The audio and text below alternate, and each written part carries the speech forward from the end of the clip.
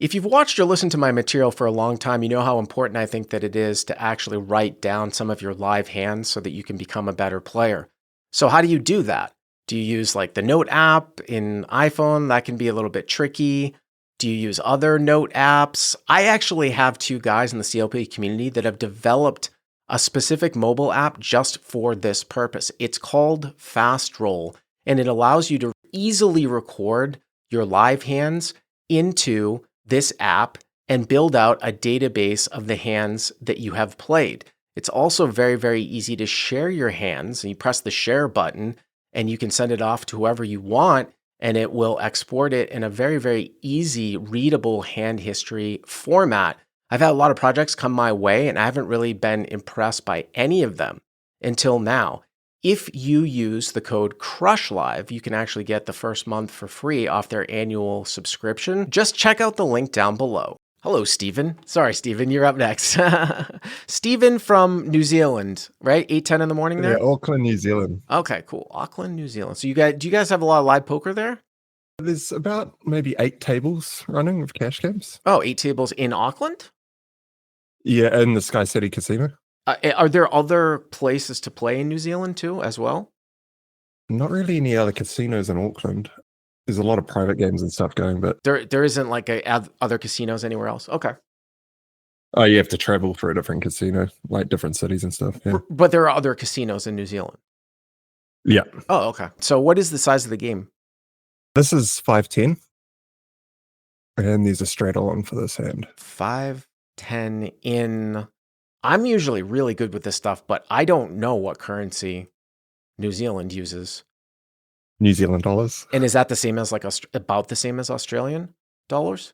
Yeah, we're actually really close at the moment. So it's slightly less than US, right? Yeah. Okay. Yeah. We've actually caught up a little bit recently. All right. So I'm just going to put dollars. So 5-10. So it's a pretty big game. And how deep are you? I'm the effective stack at 960. So not that deep. No, well, this is my first game back after about taking 3 to 4 years off, and I was going to play 5-5, which has a max buy-in of 1,000. So I had 1,200 with me, and they only had 2-3 running and 5-10. So you just decided to play 5-10. Yeah, it was the first time playing 5-10 as well. Yeah. Okay. So 5-10, 960 effective. No one at the table, and everyone knows each other. Bunch of regs, huh? Yeah, a whole bunch of rigs. Yeah. The other thing I've heard about these games is that, at least in Australia, I don't know about this one, but the rake is enormous. Same thing with Europe too. 10% capped at $20. 10% capped at $20. Yeah. Okay. But they do. So we were playing 6-handed for a little while, and they dropped it down to 15 when it goes down to 6. Oh, so nice of them. They said they'd only do that if it's not the last hour of the game. Okay. So 5-10, 960 effective. Okay. Yep, I am on the button. There is a straddle. This is the only guy that's straddling to 20. He is my target, so he doesn't really know what he's doing and is putting out massive bets. So he's the under the gun straddle for 20. Under the gun straddle, yeah. Okay. Hero's on the button. Heroes on the button, and +1 raises to 60. This guy's the chip leader at the table, and he's got like 8k plus in his stack. Okay. I look down at King of Clubs, 10 of Hearts, and it is 9-handed at the moment. It's folded around to me. Yep. So I'm trying to get into hands with the straddle. I don't really want to get into hands with the +1 because he is quite aggressive, and I don't really have the stack size, but I do decide to just call here and see what happens. King 10 off? King 10 off, yeah. Yeah, I wouldn't even. I mean, listen, people tell me that sometimes I play preflop a little bit too wide, but I think this would be pretty much a simple fold just for the reasons if you talk through back with what you just said, right?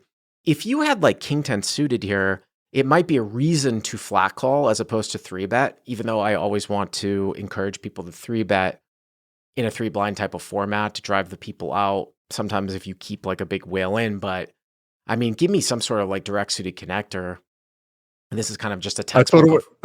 I kind of looked at it and I was like, oh man, I shouldn't really be in here. But I've been card dead for about 3 hours at this point. So I suppose I do have a little bit of a tight image going on. So I can kind of rep different hands, I suppose. Well, I mean, I would think that. Well, not really with call on, Well, on the button. that would lean me more towards wanting to 3-bet the hand, though. You might get immediate folds right now, and you'd pick up $195 right away. If you really had that tight of an image, it would be like a 3-bet bluff. Obviously, there might be better candidates, but you've got a king in your hand. I just don't like to call. I mean, it's going to go multi-way. You got king 10 off. It's just not a great hand in no limit. It's kind of the difference between having even sometimes looking pre-flop, like between limit hold'em and big bet hold'em. It's just not that great of a hand. But all right, so hero calls on the button. Okay. Yeah. So the +1 guy's pretty aggressive as well. So I've seen him re-raise on the river pretty light.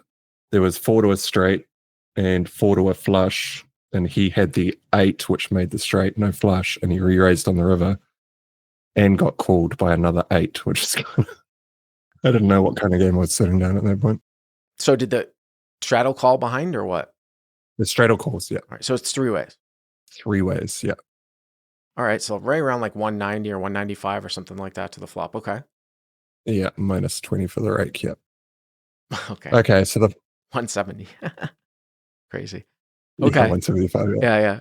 Flop comes 10 of diamond, 3 of spade, 2 of heart. 10 of diamonds, 3 of spades, 2 of hearts, so like a rainbow board. Yep. Okay. Yep. The straddle checks, +1 bets 75.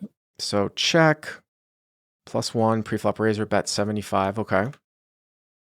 Right, so I'm obviously top pair. +1 is currently uncapped, so could still have overpairs. Obviously could still have high cards, so I kind of want to keep his bluffs in. And I also don't really know if I want to keep the straddle in at this point. I suppose I do. I mean, I think this is a pretty standard call. I mean, you can't go crazy. I mean, you actually are only starting like 50, equivalent of like 50 bigs, like effective here because of the 10. But I mean, he only used 3x open sizing as opposed to like 5. It's funny because I've been playing a lot on Club WPT Gold over here in the States. And because I'm going on vacation tomorrow, whenever this video comes out, I preloaded my video, and it's a very interesting setup over there where it's a 3 blinds with a small blind ante from each player. I was talking to Nate about this earlier this morning. He was in the live. We were going back and forth. So just a massive amount of dead money and people using pretty large sizing, and it just changes the way that things work. But I mean, here, so a lot of times, like in a live hand, especially the smaller stakes you go, you're actually not as deep as it appears to be, like on paper, if you just do your stack divided by the big blind, because people use such a large sizing. Here, it's still a little bit in check. So, I mean, king 10, I think I'm calling here. It's just going to be one of these things where, you know, if you call and like the straddle gets out of the way, this seems like this guy can put a lot of pressure on you. And the issue sometimes too is where if you're not comfortable like with that type of pressure, these hands become very, very troublesome to play, because you have to understand, just like if you ever double flat, I mean, usually we talk about you don't want to double flat. Double flat is like when you call a raise and then somebody 3-bets you and then you call again.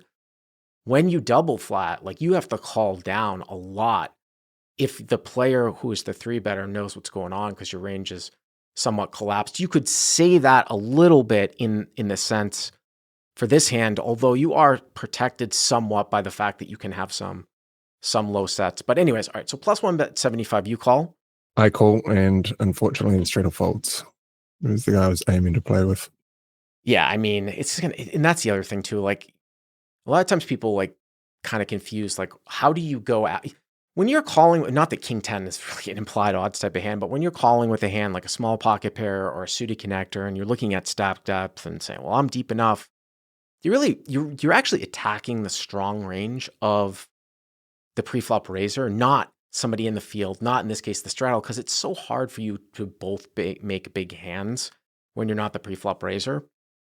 It doesn't surprise me that he folds, but all right, 10-3 deuce. Okay, and so the turn comes jack of clubs and +1 checks. All right, so +1 checks. All right. So I know this guy is aggressive, but I don't actually know if he's a tricky player or not. Like, I don't know if he would, try to check like a jack here.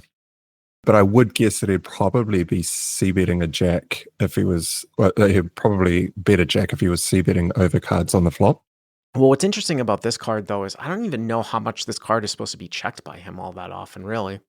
Because, I mean, when he like, if he had if he was starting some sort of bet, like with, king, queen, ace, queen, king, jack, which runs in the top pair, anything that had 2 overcards to a 10, the jack is going to do something that's going to basically pick up equity for him.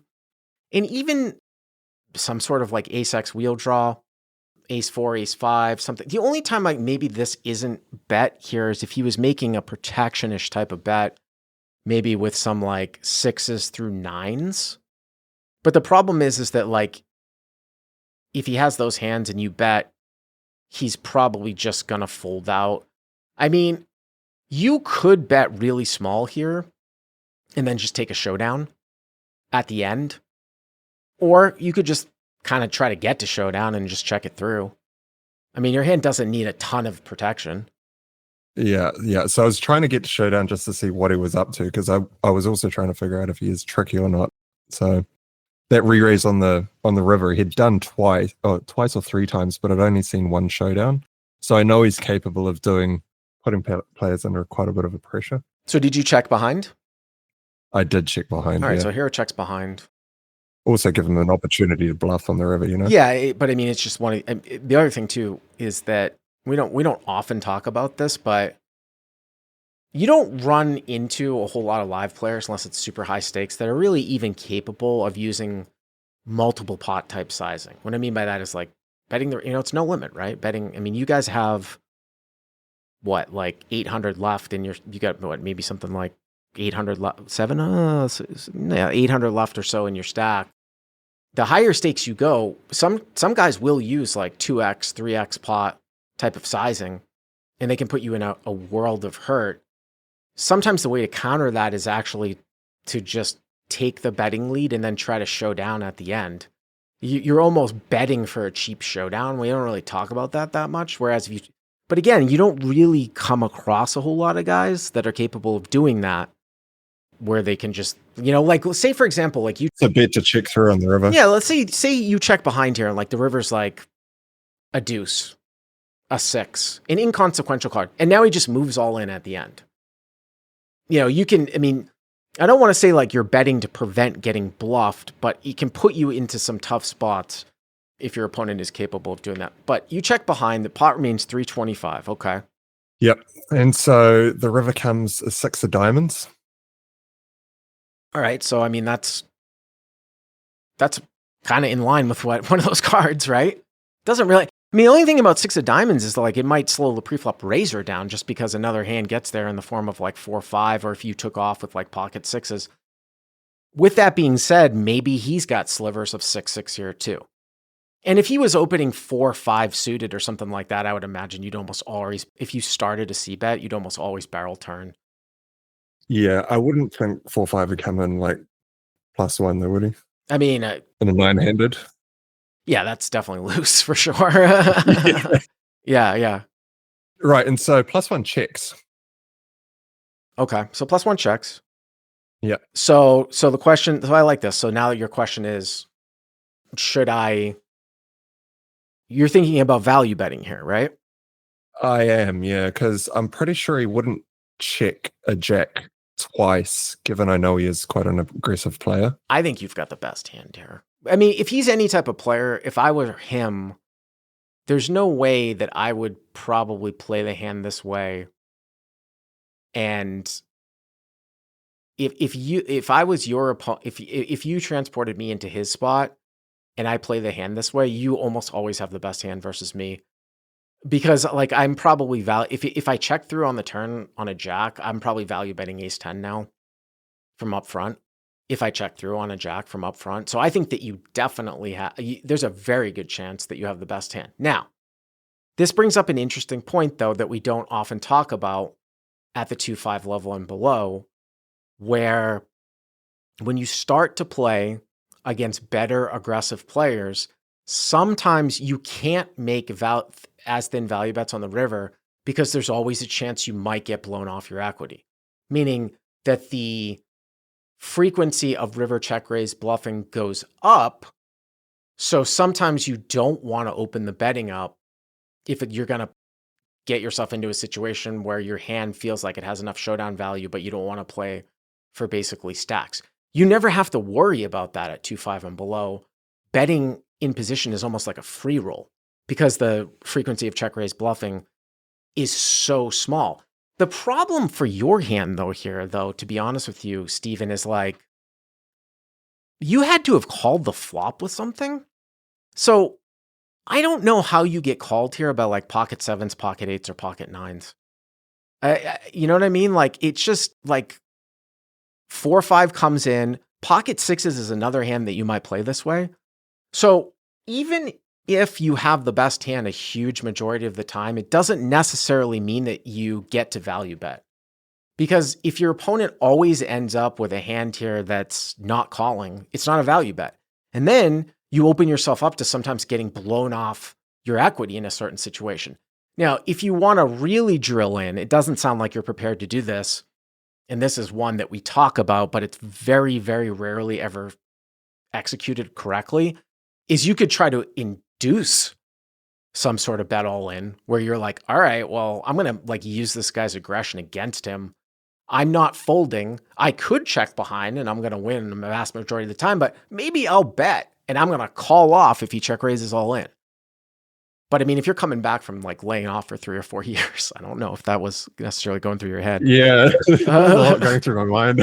Yeah. So I've been studying for like 3 or 4 years. I watch a lot of content, but I haven't actually played live. And when you sit down, like a whole bunch of stuff goes straight out the window. Just forget stuff.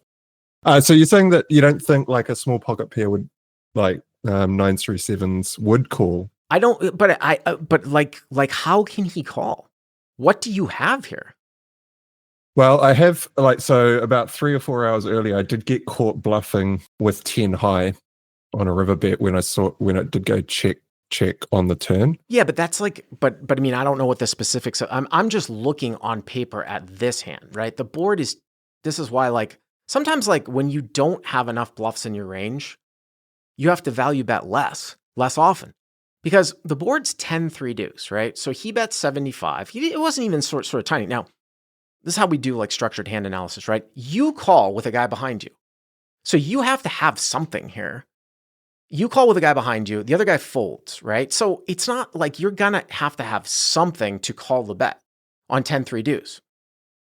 The turn is a jack, he checks. A lot of your hands that are like either some sort of floats or some sort of draws probably do bet turn a little bit here, like if you had 4-5 or something like that, or say you floated with like queen 9 of diamonds, or now you turn open-ended. Like a lot of the hands that don't have a whole lot of showdown value want to start bluffing this turn. You don't bluff the turn, you check behind. Now the river's a 6. 4-5 got there. So literally like the only thing that I would think about of ever getting curious with like 8s or 9s here would be like if you were somehow like turning like ace 3 with a backdoor into a bluff, or you thought that like turning pocket 4s or pocket 5s is more of efficient to play the hand this way and turn that into a bluff. But it seems like 4s and 5s, you just check back turn and then you just hope to win at the end. So if I've got 8s or 9s here, it's just really difficult for me to call. So what ended up happening? So I did try to target like 7s through 9s, and I bet 125. All right, so you bet small. Yeah. Okay, and +1 jams. I gotta tell you, I mean, I gotta tell you, like, I always think that it is, I think it's one of the big poker misnomers, along with you can't fold anything, if nothing changes on the turn, you have to call the river. if it breaks out, and I always say, well, change itself is the fact that the guy bet again. And people always say that. Another one is, I think another big poker misnomer is that you always have to know how you're going to react to a raise if you bet. I think that's total BS, because most of the time you can discount the fact that, there might be situations where you just think a raise is coming so infrequently. Why even waste the mental energy? However, I would say though, if I bet the river here, I would know what I was going to do to a raise before I bet. Yeah, I didn't have a backup plan for that. I mean, if you're not comfortable betting and calling off here, I don't think you should bet. Yeah, well, I didn't think he had re-raised because he'd checked twice, checked turn and river. It just seemed like a bit of a weird, it didn't even cross my mind that in your hand, and you look like you're trying to go for thin value. The backstory here is you're telling me this guy's like super aggressive, and you've seen him do kind of crazy things. Like I said, if I made this bet, I would have probably bet smaller to induce personally. So it seems very, very strange that he would have a value hand here. And it seems like, because he can't really expect you to bet. You're probably betting, like King 10 isn't even always bet in your player pool. So, and you've got a lot of like medium pairs and things like that. So, when you take a look at river check raise like theory, I wonder the fact that I always thought that he might have some sort of pair here when he checks this jack turn, like 7s through 9s or something like that.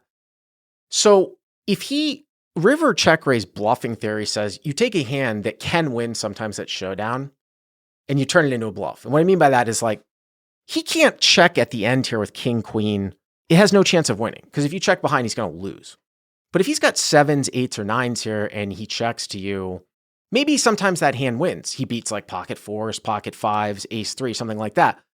But now that you bet, now he's like, oh, I'm going to turn this hand into a bluff here because it shows more of an expectation of calling. I probably wouldn't do that if I were him, because I wouldn't think that you would be betting as thinly as you are here. And I think you run into pocket 6s sometimes here too, or like 4 or 5. So wouldn't pocket 6s lead the river though? No, I'm saying that I wouldn't turn 7s through 9s into a check raise all in bluff if I was your opponent, because I think you're running into pocket 6s some of the time, and I don't think you're betting as thin as what you are here with king 10. So what ended up happening? What did you do? Yeah, well, I got surprised. I looked back at the 6 and I was like, well, I'm pretty sure he'd lead 6-6 on the river. And I just couldn't find any value. And well, no, I agree with you. It doesn't really make sense really as a thick value hand. I agree with you. That's why I said, I would call off. I was just saying that if you're going to bet, you should have a plan what you're going to do here. Yeah, so I did end up calling. All right. And +1 flips over 7-7, and he flipped it over incredibly quickly, leaning forward. There we go. 7-7, yeah. Turned it into a bluff. Yep. So I flipped over my hand, and he stared at it, for ages, looking really confused. So I'm not entirely sure what he put me on, but that's good. Again, like his hand doesn't make a whole lot of sense for value.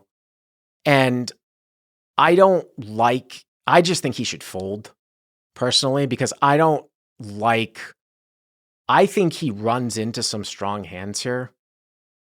And you might be one of the few people, I don't know it's 5-10, so maybe I'm going a little bit, but when you generally play at like some 2-5 and stuff like that, people aren't betting as thinly as you at the end here, which makes turning a hand like into 7-7 a lot worse. Because when you're not betting thinly, you're either betting something that's very strong or a bluff that 7-7 beats anyways. Yeah, and should just be called. Yeah. So anyways, I appreciate the call, Stephen. Thank you very much.